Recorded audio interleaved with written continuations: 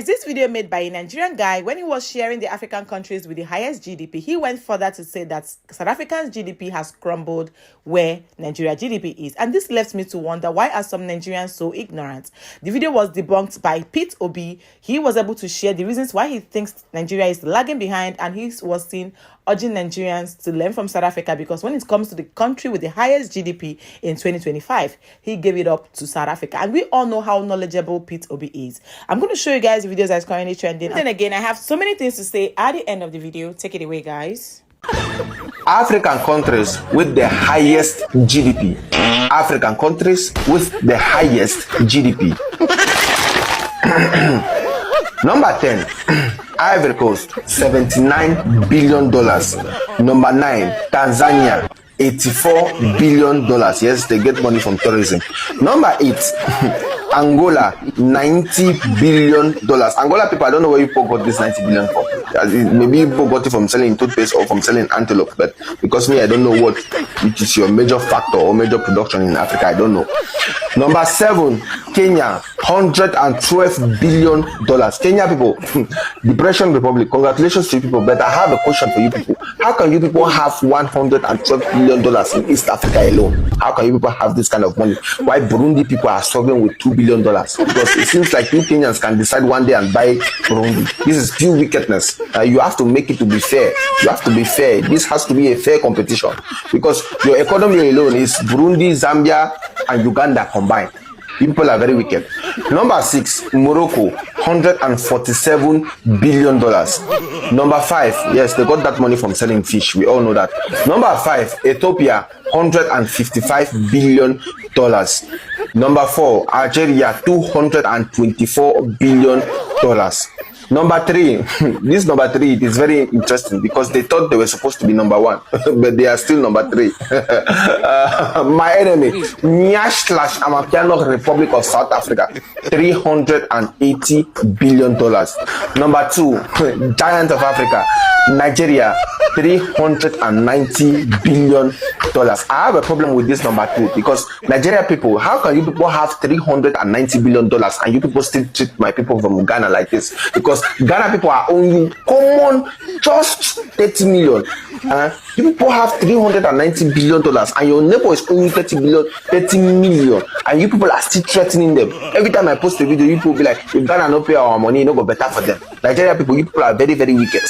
Forgive and forget. You people have to forgive this debt. Ghanaians and all you people, because you people have $390 billion. Nigeria, please. And number 1, Egypt, $398 billion. For some of you who think your country was supposed to be on this list, I pity you, because even if I call 1 to 20, your country name will not be there. I have not called anybody's name. Tell me, what are we producing and selling to other countries? Not even slippers. We eat the skin of our cows instead of turning them to beautiful bags and shoes. Eliminate that.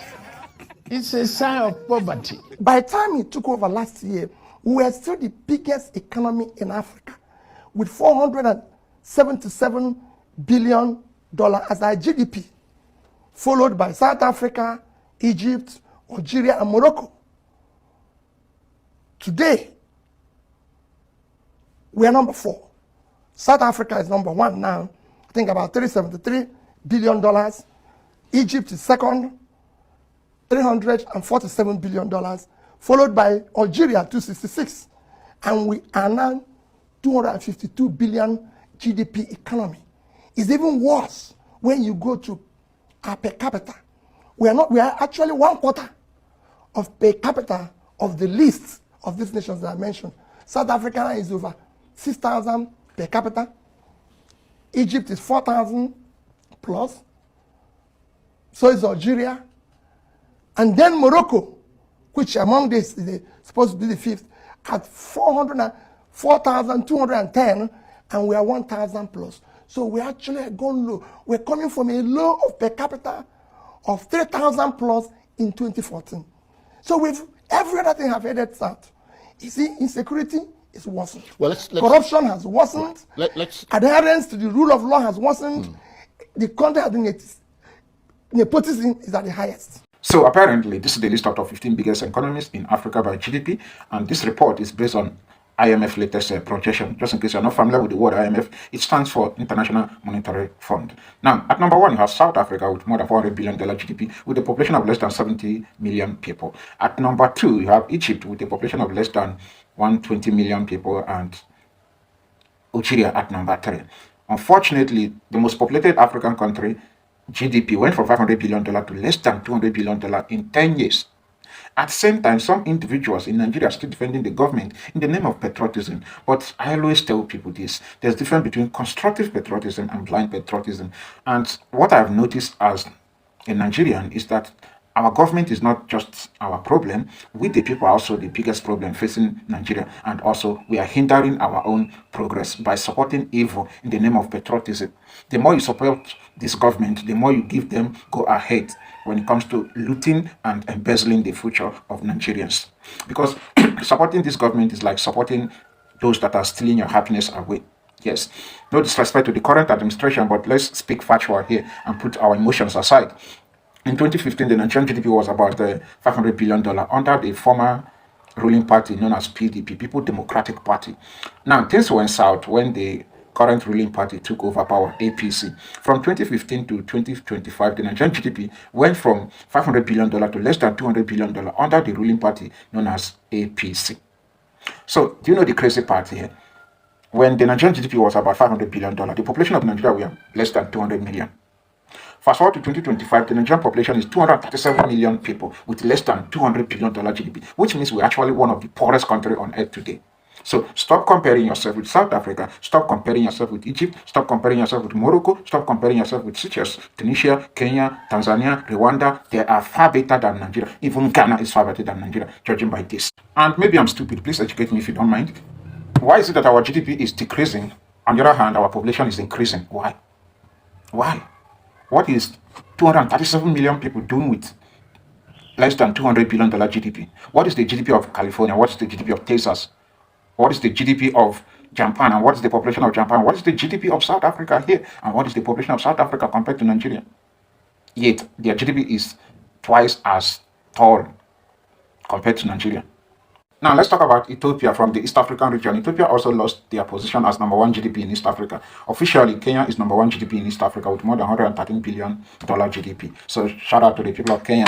And, of course, shout out to the people of Ethiopia. There's no difference between Ethiopian government and Nigerian government. They are both corrupt. When I make videos and tell you guys that Nigerians are still living in past glory, this is a typical example of what I said. You guys heard where the first guy, I think his name is Grant Dylan, was in Catching Cruise, sharing that South Africans actually thought they were going to be the first, but they didn't know that Nigeria has, what does this say? And this video was recent. Even as of last year, South Africa was still topping Nigeria on GDP, considering our population and all that. And having another video made by a politician. We all know who P2B is. I believe that even South Africans know him because of our past elections, presidential elections, where a lot of Nigerians felt like the election was rigged because most people came out to support the Labour Party, which is P2B allegedly, right? So him coming out to say that there are a lot of things where Nigeria has gone back, the debts we are owing, we are not even the interest. The thing that was even paining him much is that those debts has so many interests, assigned to it, or should I say apportioned to it by CBN.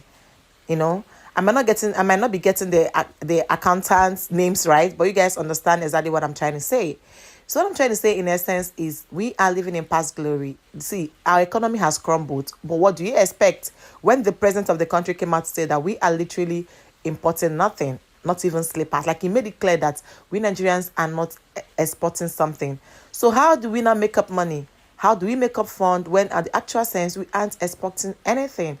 But then seeing you Nigerians always come on social media to belittle South Africans, feeling that you guys are doing better than them, but then in an actual sense, they are doing far better than you. I kind of think we should go back to the drawing board to find what South Africans have been doing right that we are getting wrong, and let's just work on it. Because if our president should come out to say that Nigerians aren't exporting anything, not even slippers, that the cow skin that we're meant to use to process shoes and bags, we end up eating all of them, is a slap on our face. And then what happened to our crude oil?